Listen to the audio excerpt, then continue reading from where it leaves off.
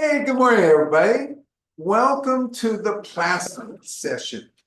It may be anything but placid in here, but don't worry. You're going to hear some associated sounds. They're working on the upstairs room. So there may be a little noise. Don't worry about it.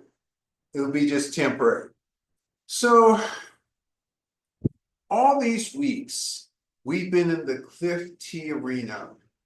And we've been talking about various cultural, historical, processing aspects, tasting aspects, all of those things. What I haven't spent a lot of time on these past weeks are events within the shop. So this morning, I'm going to take advantage and give 3 or 4 stories, maybe 4 or 5 stories, depending on how they roll, about things that occurred in the shop over this last 2 or 3 weeks.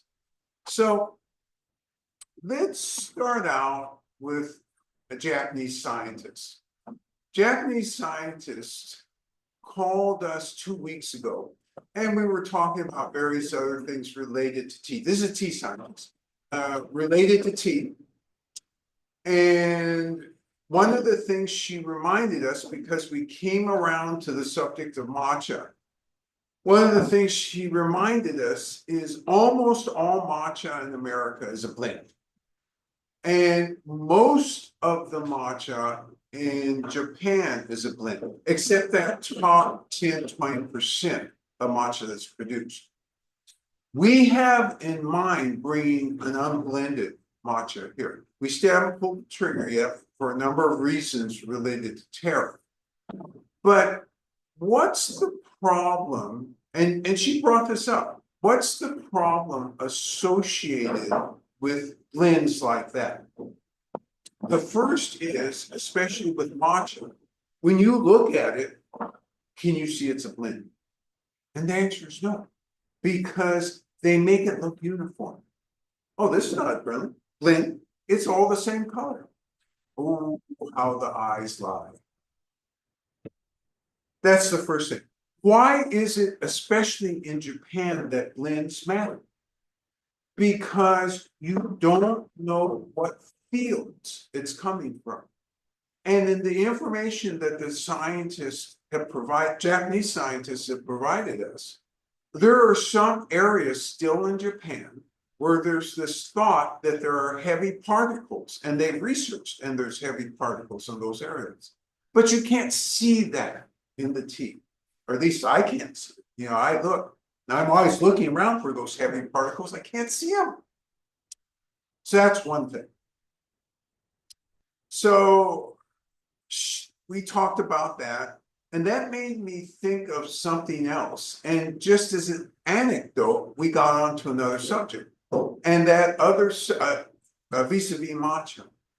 And that other subject is, well, where should one get matcha from? And so we had a long, complicated conversation.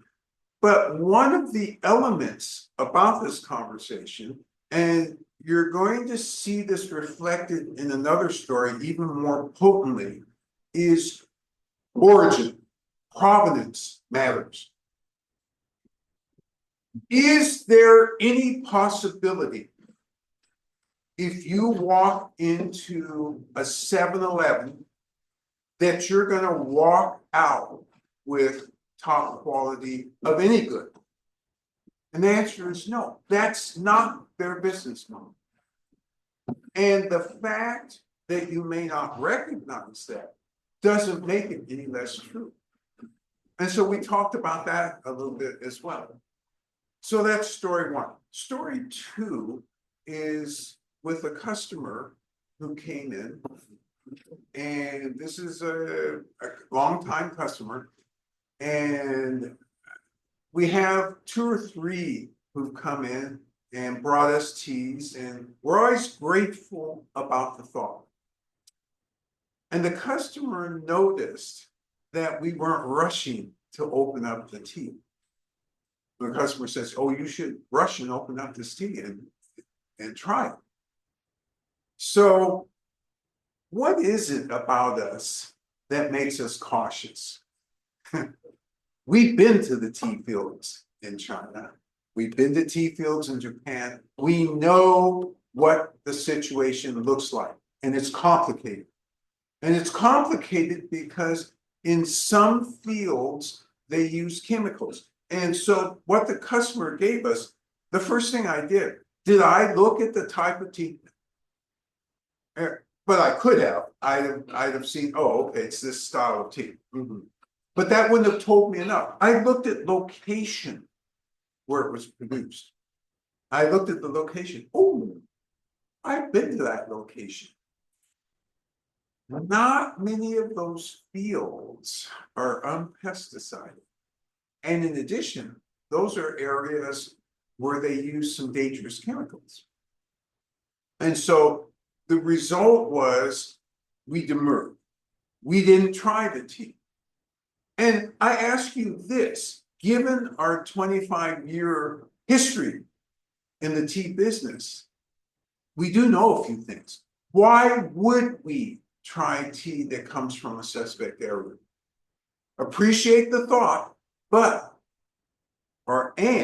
I should say, we just by looking so many times can tell whether something has high risk or low risk. Low risk stuff, we're always interested in buying, especially if you tell us, oh yeah, I got this from this tea industry person, this thing on the open market, $1,000 a pound.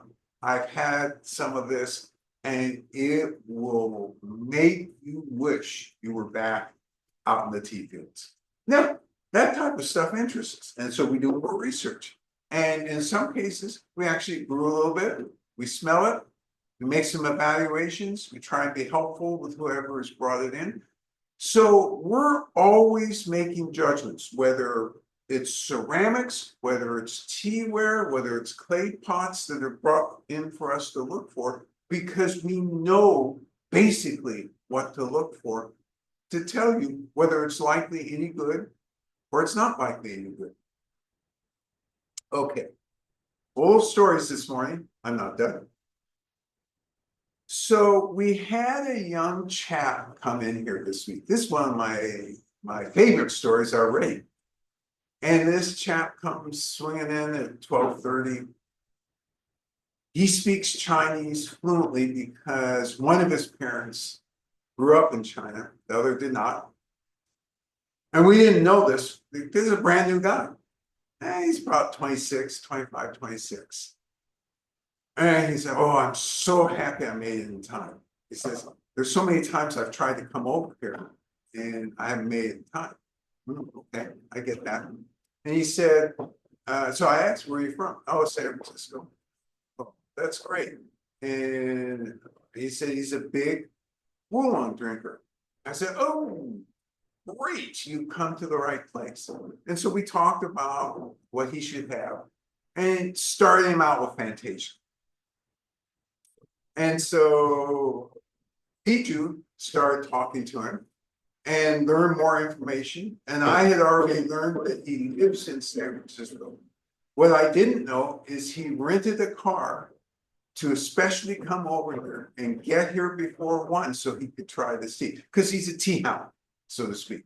Tea hound's a good thing, by the way. He loves various teas. He is really, really into tea. He believes he knows a lot, and he does know relative to a non-Sophie's customer. He does know a lot. And in fact, he goes to one of the shops in San Francisco that I actually think there's sincerity. The tea owner has actually been to tea fields, and I kind of like how that shop is set up, but there's no scope in that shop. And so this guy says, first off, he's not used to getting large cup. And so, there's that initial discomfort. Where's the small cups? Where's the pot? No, we do large cup. Oh, okay. He's 26, so he can accept. He tries it, comes to a dead stop. This is really good. And then he Bijou get into a discussion in Chinese about cliff teas and so forth. And the point of this story is he asked about, so that one happened to be $50 an ounce. He said, oh, at this other place, I get these teas that are $20 an ounce. And we hear this all the time. And he says, but there's no comparison. This tea is so much better. He bought an ounce right away, by the way. And that's not the point of the story. The point of the story is he rented a car to come all the way out here and try this place because he'd heard that the tea was different here. And he discovered that the tea was different here. And he reinforced our thought about how we do tea, which is the tea leaves tell a story. We have nothing to do with the story except to curate the tea leaves. They tell the story. And once customers go around and taste stuff, they realize, ooh, yeah, the leaves here do tell the story. All right, fourth story, and then I'll get out of this story mode. But I had to share all this because some of this was concentrated this week. In fact, what really made me share this was the story that occurred yesterday. So yesterday afternoon, I make this appointment with this heavy hitter in the food industry. He is a regular customer. We know his whole family, kids, wife. Turns out that they love our tea. But because they're far away from here, not real far, but farther away from here, you know, sometimes they don't get our tea. And then the kids complain. He confessed yesterday. And his one question to us was amazing because he said, you know, I've been doing the food business for 20 years. Everywhere I go, I look for a tea shop. He doesn't drink coffee. Everywhere I go, I look for a tea shop. I go all over the United States. I've been to New York City, where all the most famous things are supposed to be. And I'm always disappointed that nothing matches up to what's here. And he says, I've tried to go all these places, and it just doesn't match up. And so this is the story about craft of getting the best of the teas, of craft of understanding and then converting into large cup tea. This has been a magical experience, and customers who have experienced this realize this is not your ordinary tea shop. So again, it's not our story. It is our story that we have come in contact with all these great farmers in the tea leaf. But I'll tell you, for you, and that's the other part of our story. We have a wonderful tea community here, and a tea community who's learned more than tea communities anywhere else. You're the 99 percenters or the 1%ers, depending on how you want to look at it. And this is really, really true. Because there's still this question, why you? Why us? Why were we able to do this? And it's all about longevity and time spent. Because if you actually have a plan, which we did, to get a certain grade of tea, you can do that if you work hard enough to actually foster those relationships. And that's what we've done over the years. And then the other key part is we got out of the way. He leaves to tell the story.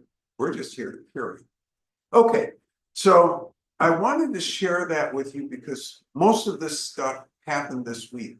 And it kind of surprises because although we know we set this up this way, it's really interesting when others come to us and say, yeah, I've tried all these other places. My kids always curse me out when I bring tea that isn't from Sophie's. Wait, why'd you bring that? You knew better. All right, so let's get to Placid. And before we actually talk specifically about Placid, you know that I have a penchant for talking history.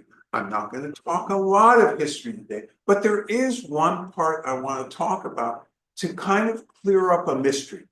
And the mystery would be, why isn't it that we can't go to a store here, find a book, and get a really clear explanation about the history of Oolong tea or the history of any style of tea? Why is it so complicated to get that? Is it tea leaves? Are they just complicated? Or is it the writing on tea?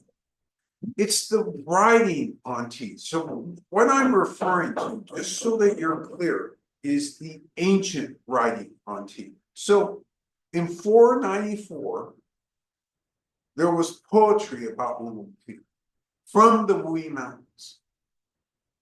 And by the way, I ask you this, in that poetry, were the Wuyi Mountains mentioned at all? They weren't. How do historians know this refers to the Wuyi Mountains? Because over time, the Wuyi Mountains have been called other things in Chinese. And as soon, and this is the really tough thing about classical Chinese, aside from the fact it has no punctuation. No punctuation is one sort of complication, but that after a while just is a small complication because you learn to recognize phrases and then you learn to put phrases together. And there are certain particles which indicate, oh, you should probably stop here before you start your next song. Hard. That's one hardness. The other hardness is knowing what all these names are. And you have to, through context, start to figure out, well, I don't recognize what these three characters are. And I'm seeing them over and over again. And it's something like 10,000 sweetnesses. What the heck does that mean? And after a bit, through context, you suddenly realize, oh, this might refer to a place. There's good news. The good news is that ancient Chinese also made maps. And sometimes these place names that are named differently than they are today show up. And then you say, oh, 10,000 sweetnesses. I remember seeing that phrase. Hey, and they're talking about tea here. Bingo, a match. So this is why when you look at histories of tea, so many of them have errors when they're written by Westerners. Actually, let's be fair. Even when they're written by Chinese, sometimes because of misinterpretations of the classical Chinese, you get unintended errors. Natural, it's hard, it's not easy. But over time, as more and more scholars look at stuff, things become clearer and clearer because there's a ton of texts out there. Some of them more family-oriented texts, but they hold clues. Some of them emperor-held texts, those hold big clues. Some of them officials texts, and those also hold clues. So you have to be well read, and you have to do a lot of research in order to get to these names. So the Wuyi Mountains is mentioned many more times than even when I first started looking at the Wuyi Mountains, than I realized.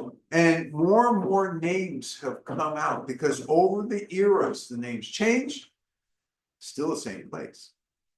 So what are some of the other uniformities? Some of the other uniformities are descriptions of how the mountains rise out of the landscape, of the mist and clouds, who lives there. There are always some identifying marks. And that's one of the ways that we get back to the Wuyi Mountains. So these mountains have come up more and more as historians do deeper and deeper digging. And by the way, it's always the same tune. It's a tune that can never leave your head, which is, oh, rock rhythm. Yeah, let's have some more of that.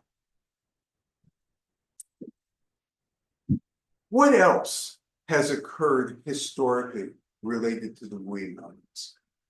Remembering that it was doing green tea all the way up until the 1500s. They had cakes all the way up until the late 1300s. And those cakes, they weren't really frying the tea until the 1400s. In the Wuyi Mountains, they were not the first to fry the tea. Frying the tea occurred more north than it did south. It progressed from south to north. So you all are scientists. You're going to ask me the following question. Well, why did it go from north to the south? You mean it ran downhill? That's my editorializing the question, of course. No, it ran north to south because palate, as far as we can tell, palate interests changed in the north, in the capital, where the emperor was. And as those changes occurred, and they did at court enjoy more of the roasted teas, that filtered down. And officials who left court and went south, hey, I want roasted. It's really good. And that's how it filtered south. Yes. Remind us, so the frying process is infusing, so absent the frying process, what might the Wulongs have tasted like? This is a great question. And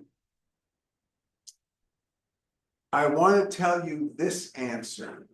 You're not going to like this answer, but I'm going to still say it out loud. Nobody knows, because Wulongs weren't invented till the 1500s. And by that time, it was fully fried. End of the 1300s, the green tea still tasted like green tea. And so what they would have tasted like, I can work backwards in this question. They would have taken the cake, chipped it, mortar and pestled it, put in water. And you know what else they used to do at that time? Perish the thought. They used to do blends. They drop some spices in sometimes, little pieces of fruit peel and so forth. You know, that was before they became fully civilized, unblended. But back in that day, they blended. And so if it came from the central area of the Wuyi Mountains, there would have been rock rhyme, so to speak, rock rhythm. In other words, you would have had that minerality, rock charm, all words about minerality. Would it have been the same as the Wulongs, as the cliff teas? The reason it couldn't have been the same is when you're steaming something, you're going to get a flavor which proves to you, yeah, this was steamed. Matcha tastes the way it tastes because it's steamed. The cliff teas taste the way they taste because they undergo lots of heating process. Frying first, but that's not all. You bake. Those tea cakes weren't baked in the same way that cliff tea is baked. They were baked really to dry only. They weren't baked to give an underlying charcoal roast. The cliff teas are baked to get that roast mixed with the rock rhythm. All right.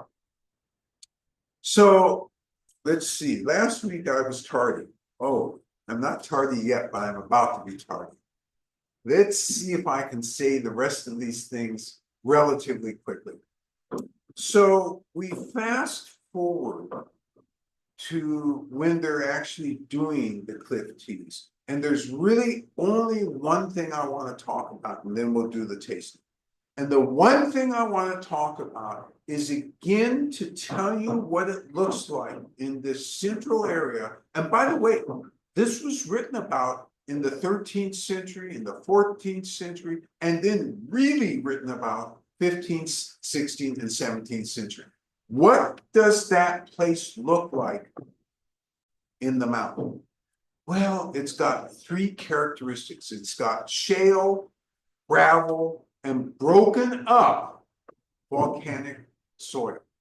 And they always talk about the broken up soil. That appears over and over and over again. In fact, even in the Tang Dynasty, they noted that area had broken up soil. And so it's that broken up volcanic soil that imbues the tea with that mineral richness. Last thing. Didn't I just say last thing? This is the last thing. The earlier, when the emperor, they started having imperial processing plants in the Wuyi Mountains in about the year 1082. And so pre-1082, Tang Dynasty, they were sending gifts of tea kits and gifts. That's not quite the way we should think about tribute to the imperial court. That's how we should think about it. And so the emperor was tasting, but was the exact area from within the mountain? Was the emperor drinking from within the mountain? As far as we can tell, the answer is probably not. It was close to and maybe a little north of in the mountain. And when they established the factory very close to in the mountain, but it wasn't exactly in the mountain.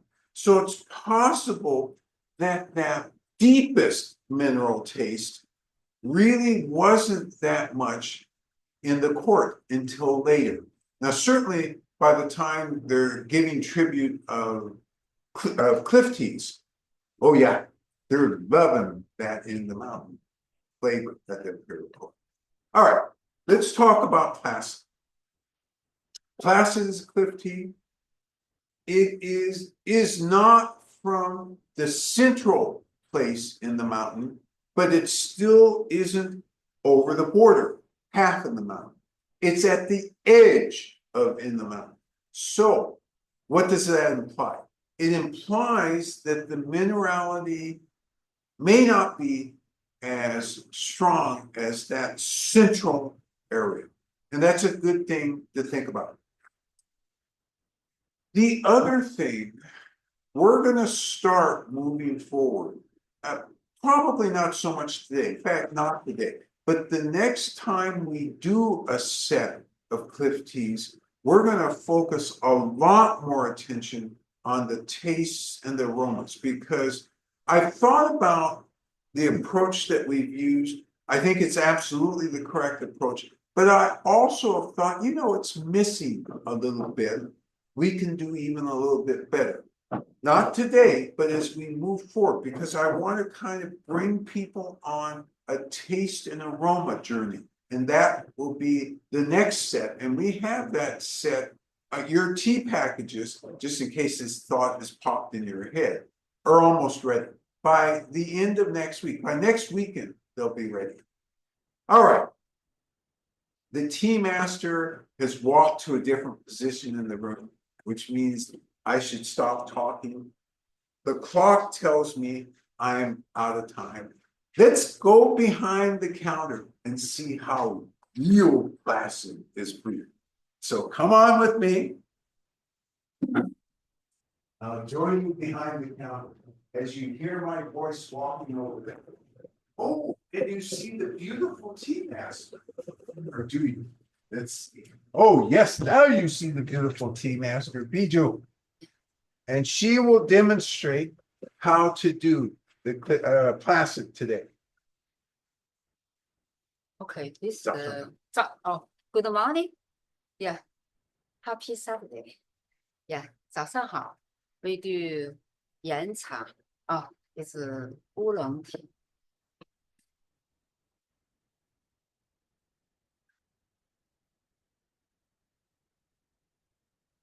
Do you notice how carefully she sets up her tableau?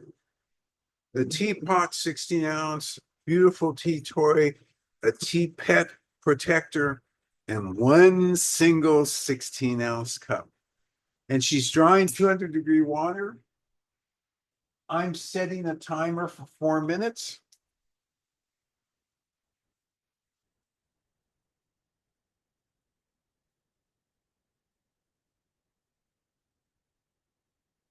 She's heating the inside of the pot, and you'll see that she heats the outside of the pot. We've talked about this before. When you're in tea rhythm and you do both, you're going to get the best result for the tea.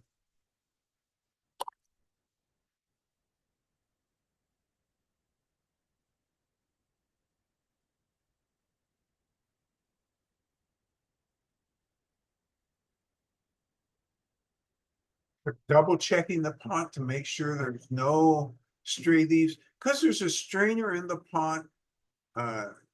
There is the possibility that occasionally a leaf will be stuck there, and that's why that's why Bijou is so carefully looking at the pot. We don't want any interfering flavors.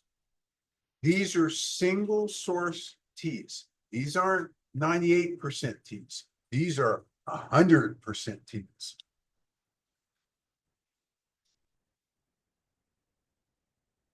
And you notice she's using tools. You know why? Just in case her hand has any foreign substance, like lotion or perfume, which it doesn't, but just in case she's picked up something that has an aroma, she doesn't get it on the leaves. This is heating the leaves, getting them ready.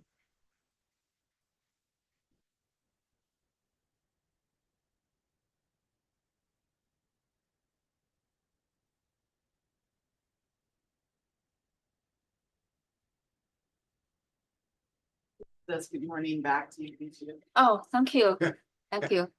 Thank you. Ooh, and did she make a mistake? She poured it on the outside. No, the tea master does not make mistakes. That's the first thing. And number two, she did that because wants the maximum amount of heat at 200 degrees for the maximum length of time it can be at that temperature to get the tea journey started. All right, so 4 minutes. Okay. So I told you where the location of this is. One of the things with Cliff teas is that's really important are the varietals. Is this a newer varietal or is this an older varietal? This one has a little bit of history, and it is believed that this particular varietal came to the Wuyi Mountains in the 1600s. It didn't originate here. It originated in southern Fujian. Why do varietals wander all over Fujian? Because you have interlinking relationships with families in Fujian, and even more important, because remembering monks and Taoist priests are doing tea fields. And as they do tea fields, what again is special about them? They travel all over the place. And even if they don't travel, disciples from other places come and visit.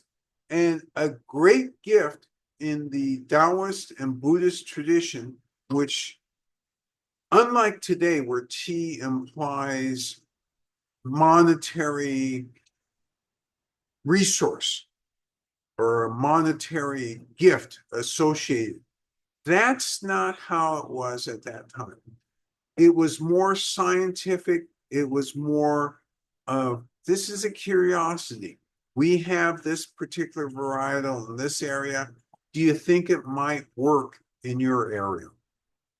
And so this was in a way, almost the scientific way, because you're taking from one area and you're seeing the difference because you know as a monk that through experience, by the way, not necessarily through hard science, but through experience, you know that growing in certain parts of the mountain are going to produce a certain effect in the tea varietal. And this varietal was no exception.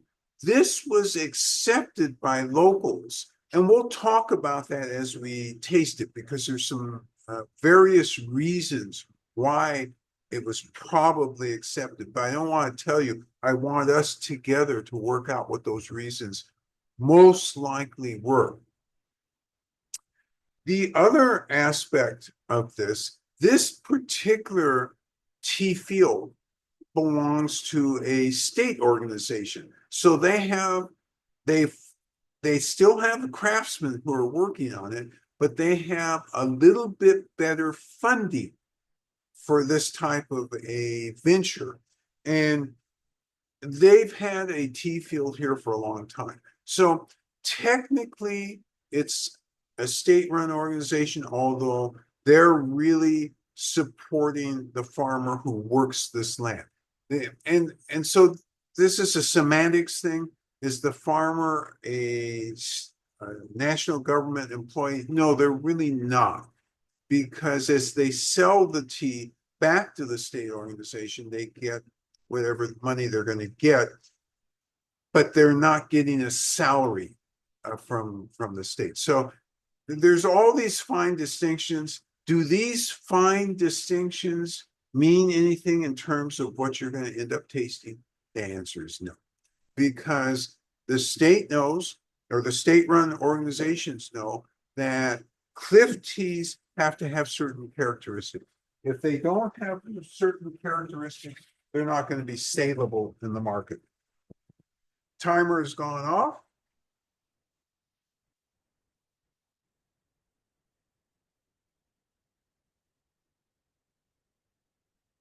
Tea master is separating the tea from the tea leaves, tea water.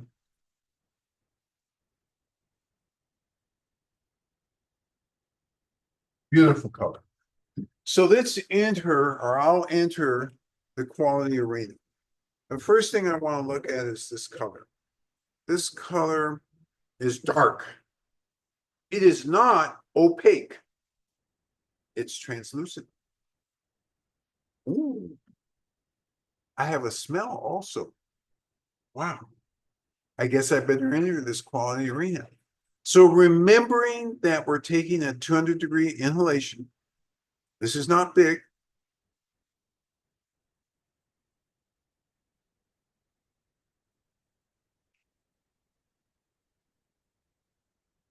Okay. And we're noticing some things right away. We're noticing where astringency is.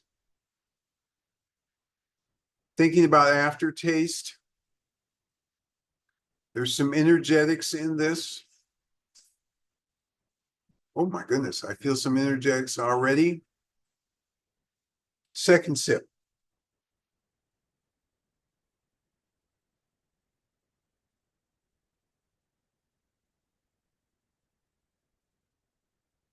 Okay.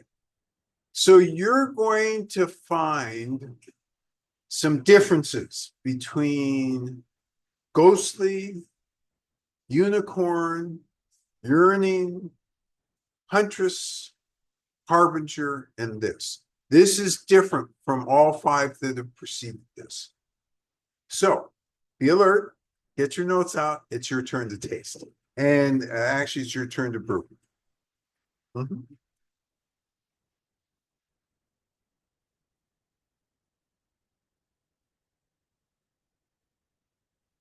Remembering to set your timers 4 minutes.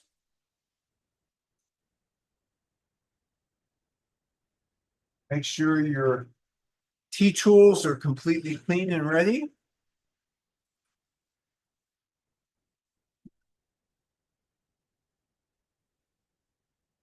Make sure your water is at 200 degrees.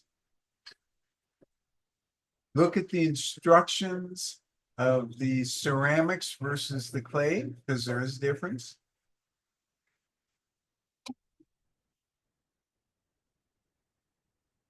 Whether you're using clay or ceramic, make sure the inside and the outside get their share of warm up water. The heated water.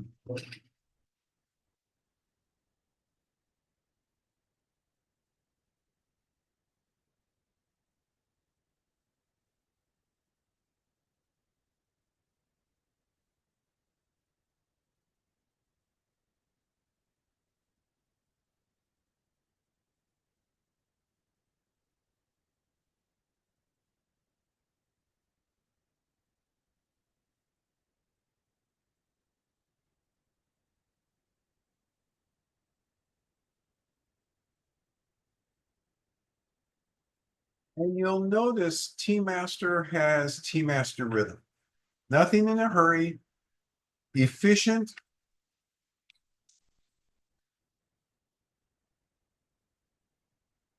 No spills, every leaf accounted for.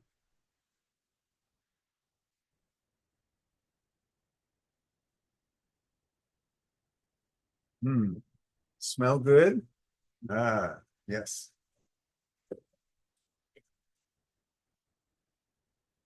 Peter comments, sometimes I find it difficult to differentiate the heat versus astringency within the first couple of sips of Oolong because of the high temperature. Could you comment on this? Yes, this is a great comment. So Peter says that it's hard to distinguish sometimes really the astringency from just, God darn it, it's hot when he's starting out. And this is a fair comment. And way I get through this is again through this inhalation technique where it's not about getting anything more. I probably get no more than 8 drops on my tongue. It's between 4 and 8 drops on my tongue. And I'm not looking, by the way, and this is why I like this comment, because sometimes when I do this, because this is an art more than a science, sometimes when I do it, it's a little too much. And I can't tell you where the astringency is precisely until about 2 or 3 minutes later. And then all of a sudden, oh yes, my tongue is furred right here. Because right now, I'm feeling the astringency much more than when I first sipped it. And my tongue has furred up in a couple places. So I know, okay, that's the astringency. So it's not about being in a rush. And if only you took in 2 drops in that inhalation, that would be enough to stimulate parts of your tongue where the astringency is going to be strongest. And I wouldn't worry about it beyond that. Just be aware that everybody is doing something of a similar nature if they're using 200-degree heat. And in China, when they go through the tasting, when they go through a judging, they don't use 200-degree. They use 212.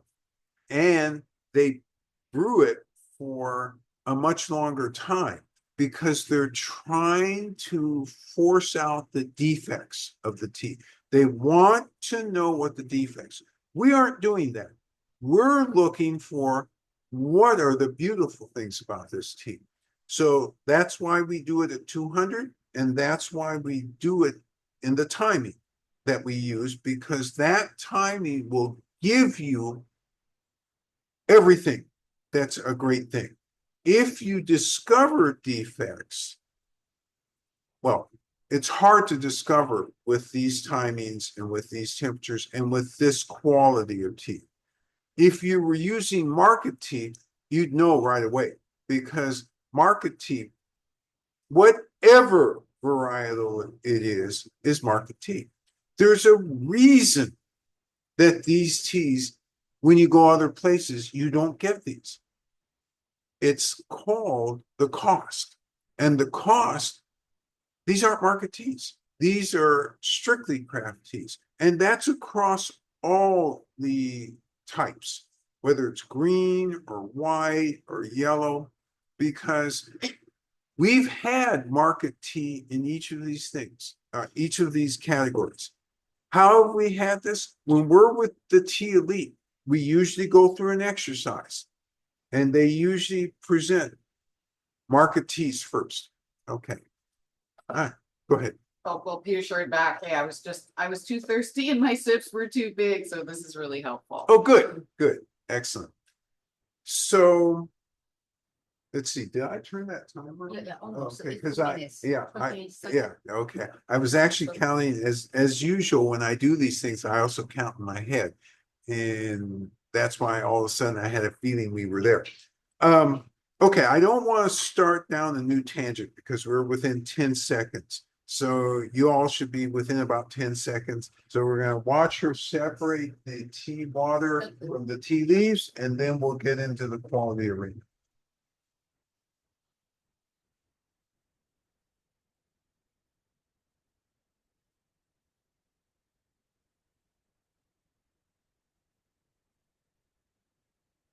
And you see, that was about 5 minutes between the time of that first inhalation for me and when I just took another sip. By 5 minutes in, you can take a full sip, carefully, of course. And this reinforces what you already knew through the inhalation. Beautiful color.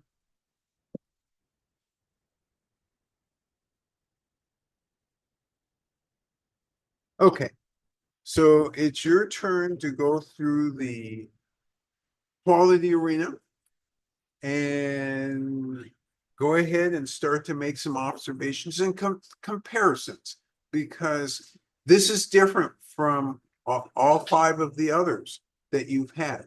And so typically, and I'm going to give you a preview of what we're going to get when we go through the taste and aroma session sometime later this year. Typically, you're really dividing right away whether, okay, is there any floralness to this? So that's one thing you're trying to identify right away, if there is. If there isn't, then you go down the next path of questions. Okay, is there any spiciness to it? Is yes, isn't no, that's fine. Then you go down the path of, okay, what rhythm, rock rhythm or minerality is it? What rock charm is there? Oh, okay, we note that. And then lastly, you head into the what sort of baking flavor is in this. So those are the high points. Now, you also divide those high points into other points. And when we actually go through the demonstration teas later this year, we'll talk in great detail. But I wanted to kind of start to get you thinking about this, because this is where we're going next. Yes. Rob observes, the scent of the tea water has medium dark caramel, medium backslash dark caramel, and corn sweetness with a round roast and hints of tobacco and coffee. Oh, very interesting. Round roast, Rob notes, hints of tobacco and coffee in the background, not in the foreground. A dark caramel sweetness up front. And did I miss anything? It seems like I missed one. And corn sweetness. So let's back up a little bit to the corn sweetness, because I like this in particular because we're not used to necessarily talking about that a lot. The Chinese would call it something slightly different, but still in the same universe. They would say a grain sweetness. They just didn't identify which grain it was.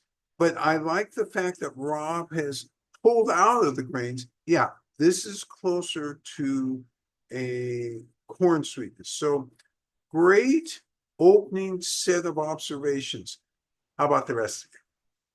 Right. A says, my first impression of all of the elements evokes the same descriptors But I would add refined, delicate, sumptuous.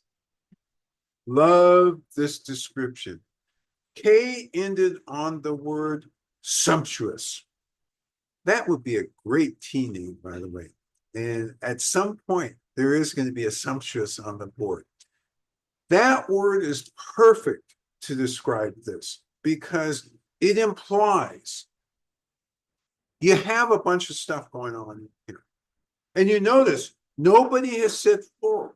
There is not any pronounced floral to this. This is more about a whole meal of balance, rich, mellow. What were the other two? Refined. Oh, refined. Delicate. That was the one. And yet sumptuous.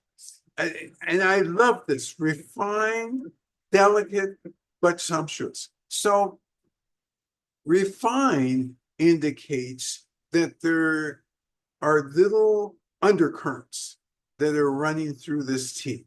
Love that you captured that. Yes. Rob shares, as a side note, I find my perception of the scent of tea is different when I'm wearing my glasses versus not.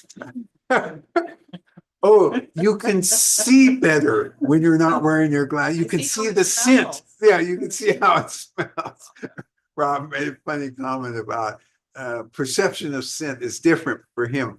Glasses on, glasses off. Jonathan shares, this has a unique smoothness as well as being packed with minerality.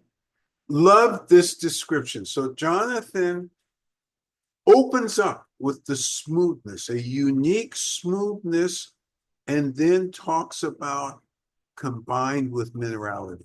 So what's really great about this comment is that it addresses, you can have a tea that has lots of full mineral and yet is mellow, sumptuous, round, smooth. And I'll tell you what, when this thing was produced, did it taste the same as it tastes now? And the answer is no. That minerality was more forward. And now it's a big symphony playing in its place. Yes. Peter says, I found an instant brightening feeling on the first sip, which seems diametrically opposite to what I would have expected from a tea that I also find thick and has so much charcoal roast. So Peter talks about a complex feeling here. The initial energetics are warming, right? Not warming, brightening, very, very brightening. And then as he analyzes it, well, wait a minute, this is thick. It's got definite charcoal and earth notes. Wow. How does that brightness come out of this? And this is great because for those, what a contrast between say this and Regal, for those of you who've had Regal or Pellucid, because that's a different sort of brightness. This is a brightness of a great combination of flavors. Yes. Jennifer says, there's a faint vegetal smell to the top of the tea before my first sip. Almost like roasted corn. Crazy, I know, but that's what I think. Not crazy at all. A hint of vegetality at the top of the sip, roasted corn. So this is not dissimilar at all from what Rob said, because a little bit of corn sweetness, tobacco and chocolate in the background. That vegetality is as close to the tobacco comment. They're being driven. You all are detecting the same thing. You're using slightly different words, but I hear it and you're on mark. Yes. Jen says, very pleasant and relaxing for a Saturday morning. The scent of corn or sorghum, light caramel, and alchemy. Tea water is reminiscent of a handful of warm toasted nuts. Oh, this is, oh my gosh. Wow, I'm hungry all of a sudden. Jen goes right for warm nuts. Toasted nuts. And talks about the warming feeling It's a comfort feeling that's implied in this. There's caramel. She's getting that. She's getting Relaxing and pleasant Ah. for Saturday morning. relaxing and pleasant for Saturday morning. On the mark, 100%. And all of you are saying this with different words: smooth, mellowing, bright but full, thick. Yes. Peter asked, what would be the equivalent descriptor in China when we use chocolate? They directly use chocolate. They don't use, they're like us. They understand chocolate, unlike, they centralize some flavors. So grain rather than calling out corn, but for chocolate, chocolate is chocolate. And so they don't say, oh, white chocolate or milk chocolate or dark chocolate. It's just chocolate. And really what they mean, okay, thinking about the Chinese that they use about this. Yeah, they're talking about cocoa and they're talking about the heavy, dark stuff. Yes. This sounds like a tea I could drink every day. This is a great morning starter, particularly when it's cooler. Think about the winter time when it gets colder, or actually think about June when it gets really cold here. Rolling this out as a first tea of the day. Oh my God. Easy on the stomach, very warming, thick. And as Peter said, in spite of the warming and thick, brightening. Good morning, everybody. Yes. Why did the name Placid get chosen? Hey, you asked the question that you described. Warming, calming, easy to get up to. I mean, let me ask you this question. This is a great comment. If I had named this Regal instead, that'd have been a mismatch, wouldn't it? Because Regal is commanding. Is this tea commanding? The answer would be no. It is not commanding. You've described inviting, grounding, warming. Hence, placid. We all good? All right. Love going through the Cliff Tea series with you. We've spent 6 weeks. Ghostly, which was such a great start to this. Unicorn, which drove us down deeper. Yearning, very bright. Huntress, ferocious. Harbinger, getting it back down. Ending here at Placid. God, where do we go from here? I have no idea. Maybe this is, not maybe this is, I'm making an assertive statement. This is heavily oxidized. How about we go to unoxidized? Maybe do something like lavish. Well, that sounds like fun. Yellow Mountain Reserve. Okay. Swanky. Oh my God, that sounds like a lot of fun. And is it only 3 weeks for green? Oh no. We're going to continue with Sentinel. And if we have Sentinel, shouldn't we have Dazzling? And at the end, shouldn't we be grateful and have graciousness? I think that that's how the next 6 weeks are going to roll. As usual, I salute you for being really good observers of these teas. You really get down and grab the essence of these teas. The 99%ers, the 1%ers. It's always great to spend Saturday morning with you. Your responsibilities this week are to stay healthy, and I'll see you next Saturday. Bye-bye now. Take care, folks.